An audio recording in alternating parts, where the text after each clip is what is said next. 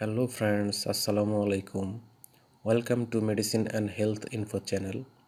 বন্ধুগণ, calcium related আজকের ভিডিওতে আপনাদের সাথে ক্যালসিয়াম এবং ভিটামিন D3 সম্পর্কে আলোচনা করব, কেননা এই দুইটি উপাদানই মানবদেহের জন্য অত্যন্ত গুরুত্বপূর্ণ।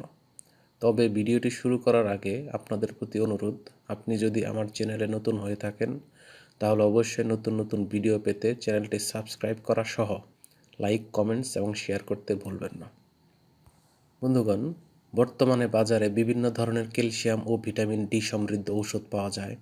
এর মধ্যে সবচেয়ে জনপ্রিয় একটি ঔষধের নাম হলো অ্যারিস্টকেল ডি, যেখানে ক্যালসিয়ামের পরিমাণ 500 মিলিগ্রাম এবং ভিটামিন D3 এর পরিমাণ 200 IU। এটির বিপণন এবং প্রস্তুতকারক কোম্পানির নাম হচ্ছে বেক্সিমকো ফার্মাসিউটিক্যাল লিমিটেড। অ্যারিস্টকেল ডি এর প্রতি পিস ট্যাবলেটের দাম 7 টাকা। যাদের কোমর ব্যথা, হাত ও পায়ের জয়েন্টে ব্যথা এবং শরীরের বিভিন্ন অংশে ক্যালসিয়ামের অভাবজনিত ব্যথা রয়েছে, তারা এটি খেতে পারবেন।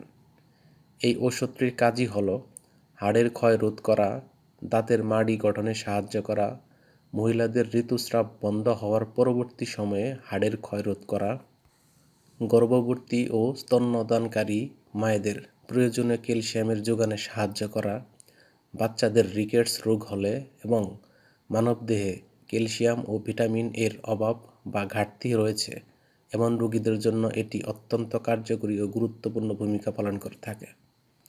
এই মেডিসিনটির কিছু সাইড এফেক্টস বা পার্শ্ব প্রতিক্রিয়া রয়েছে, যেমন বমি বমি ভাব হওয়া, ক্ষুধামন্দা, মুখ শুকে যাওয়া, হালকা ঝিমুনি, অ্যালার্জিক রিয়াকশন, এমনকি অনিয়মিত হৃদস্পন্দনও হতে পারে।